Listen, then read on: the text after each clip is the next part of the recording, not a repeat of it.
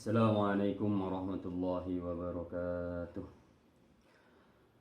A'udzubillahi minasyaitonir rajim. Bismillahirrahmanirrahim.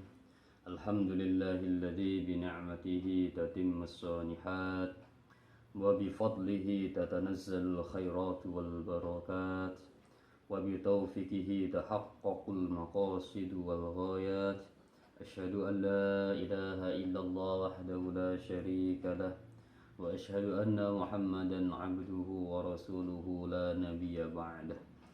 A'udzu billahi minasyaitonir rajim. Bismillahirrahmanirrahim. Wa la ta'kulu amwalakum bainakum bil batili wa tudlu biha ilal hukam litakulu fariqam min amwalin nasi bil ismi wa antum ta'lamun. Al-ayah. Amma ba'du. Yang kami hormati dan yang kami muliakan para masyayikh, para asatid, para sepuh bina sepuh lan tokoh masyarakat. Yang kami hormati dan yang kami muliakan para pejabat negara yang hadir pada saat ini. Yang kami hormati dan yang kami muliakan sahibul bait, tuan rumah. Yang kami hormati dan yang kami muliakan hadirin hadirat rahimakumullah. Hadirin yang berbahagia, yang paling pertama dan yang paling utama adalah kita panjatkan puji syukur kita kehadirat Allah Subhanahu wa taala dengan ucapan alhamdulillahirabbil alamin, dengan segala taufik hidayah serta inayahnya sehingga pada saat sekarang kita dapat berkumpul di sini dalam kegiatan rutinitas kita dalam keadaan sehat walafiat. Semoga perkumpulan kita pada saat sekarang ini menjadi perlambang berkumpulnya kita kelak besok di yaumil qiyamah, yakni di surganya Allah Subhanahu wa taala.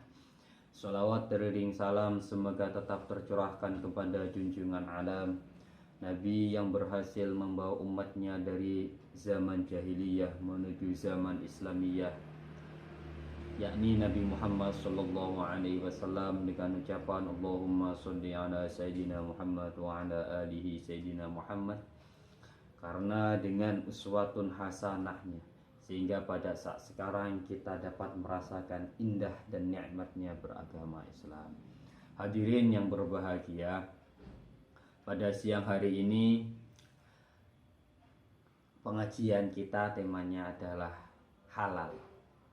Allah berfirman dalam surah Al-Baqarah ayat 2, A'udzu billahi minasyaitonir rajim. Bismillahirrahmanirrahim.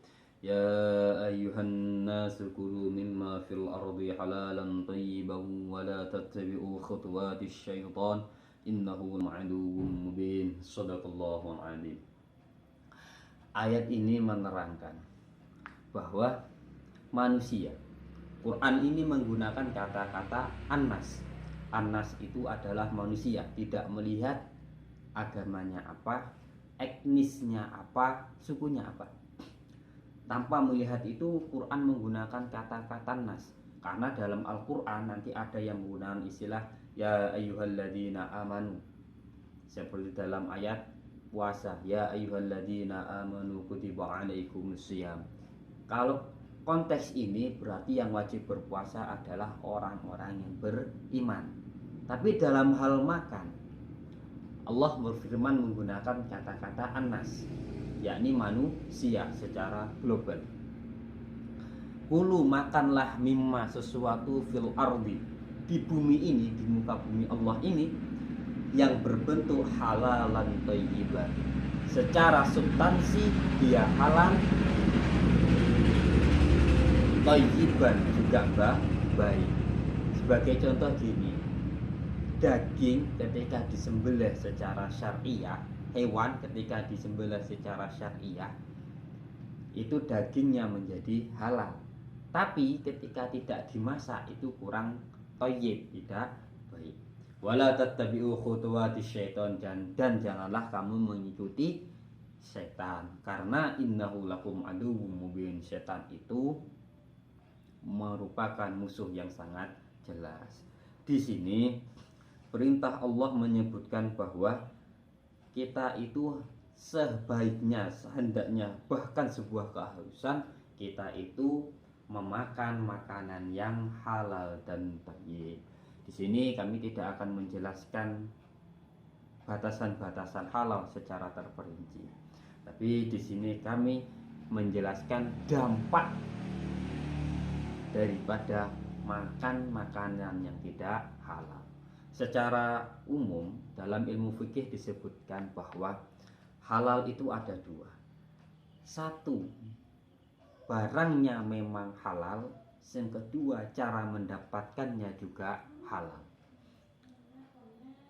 Ketika barangnya itu halal, seperti ikan, nasi, itu barangnya halal, dan mendapatkannya dengan halal seperti bekerja dengan baik, tidak mencuri, tidak korupsi, itu berarti dua halal yang ada dalam fikih itu dilakukan.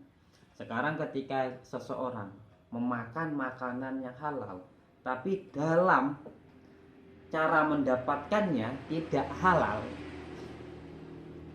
itu konsekuensinya bagaimana? Imam Asy-Sya'rawi, Abdul Wahab Asy-Sya'rawi di dalam kitab Minahus Saniyah menyebutkan, wahdar, hindarilah atau takutlah min akli ghairil halal, akan makan sesuatu yang tidak halal. Fa inna akla ghairil halali, karena sesungguhnya memakan makanan yang tidak halal itu yuqasil qalbah, maka hati akan menjadi keras, wa yutlimuhu, dan hati menjadi gelap, wa yahjubuhu, dan hati akan terhalang an hadratillah, untuk bertemu kepada Allah. Jadi ketika kita beribadah siang dan malam, sudah fokus wirid, fokus ibadah untuk mendekatkan diri kepada Allah, tapi kok hatinya tetap gersang, berarti menunjukkan ada sesuatu yang salah terhadap makanan kita. Bisa jadi makanannya halal, tapi cara mendapatkannya tidak halal.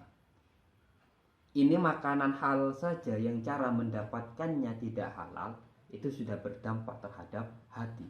Karena bagaimanapun Tuhan, cara menghubunginya, interaksi langsung kita dengan Tuhan adalah dengan hati, melalui sholat, zikir, wirid, dan seterusnya.